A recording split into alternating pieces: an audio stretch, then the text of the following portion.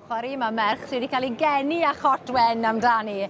Caryl a Folanddewr i Berefi, croeso eto ni. Diolch yn fawr iawn. Nawr te, i ti'n gyfarwydd iawn â chystadlu, a mae'r ffair eang gysadleuol tu hwnt yn dweud? Odi, mae fe, mae'n fendigedig, wedi cystadlu mes nifer o flynydde, wedi gweithio lan trwy'r ffermwyr ifanc, a fel o ti'n gweud, wedi cael ei ngeni gyda cot wen am braf gallu gweud, bod ni gyd wedi datblygu yn hunain trwy'r sioe frenhinol yma yn arbennig, yn enwedig gyda'r ffair iach. Mae ystod o oedran yn mynd yn ifancach yn y ffair iach, wy'n teimlo bob blwyddyn, ac mae'n bleser gweld y pobl ifanc yng nghanol y defed yma leni eto.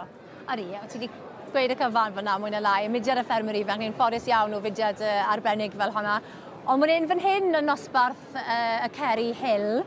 Nawr te, 4 sy'n y ras, dim y dosbarth cryfa o bosib? Na, ddim y dosbarth cryfa sydd gyda ni yma heddi, ond wrth edrych arno nhw, maen nhw'n 4 i weld, ac mae'n braf gweld bod na aelodau newydd yn dod at y Ceri Hills eleni, a fi'n nabod sawl gwyneb sydd yn cadw Ceri Hills ers nifer o flynydde, ond mae'n braf gweld yr genhedlaeth ifanc yn helpu nhw allan hefyd heddi.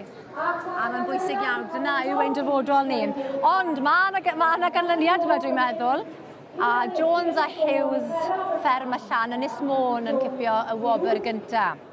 A maen nhw'n ddau cryf i weld o fan hyn. Maen nhw weld bod balans perffaith rhwngddo nhw. Na'r gystadleuaeth ar ddiwedd y dydd yw gystadleuaeth y par. A ni angen bod nhw fel par. A fi'n siŵr bod Matthew Brown yn ddigon abel i nabod y par yma heddi. A fi'n siŵr bod e falch iawn gyda'r par sydd gyda fe gyntaf. Wel, llongwerchiadau mawr iawn i nhw gyd chwarae teg. Ond wrth gwrs, Jones a Hughes fferm allan Ynys Môn sy'n cipio'r wobr gyntaf. Ie, mae'r foment fawr.